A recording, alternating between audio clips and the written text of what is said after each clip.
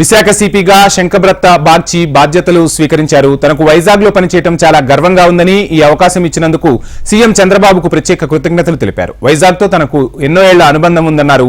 విశాఖ పోలీసులకు 2 సూచనలు చేశారు. పబ్లిక్తో ఎవరైనా మిస్బిహేవ్ చేసినా, అవినీతికి పాల్పడినా కఠిన చర్యలు ఉంటాయన్నారు. వైజాగ్ అంటే నాకు చాలా రోజుల నుండి ఒక మంచి అనుబంధం ఉంది. ఇక్కడ ప్రాబ్లమ్స్ గురించి నాకు అవగాహన ఉంది. ఒకటి డ్రగ్స్ అండ్ నార్కోటిక్స్ ఇష్యూ నాకు తెలుసు, అది నేను ప్రయారిటీగా తీసుకుంటాను.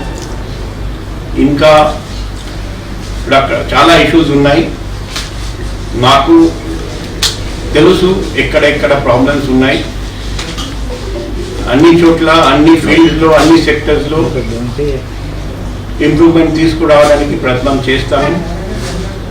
ప్రతి చోట నేను ఒకటే చెప్తాను, ఎక్కడ కొత్త పోస్ట్ వచ్చినా that let my walk do the talking. నేను చేసి చూపిస్తాను, ఎక్కువ ఇది చేస్తాను అది చేస్తాను అని బిగ్ టాక్ అది నేను చేయను. వైజాగ్ అంటే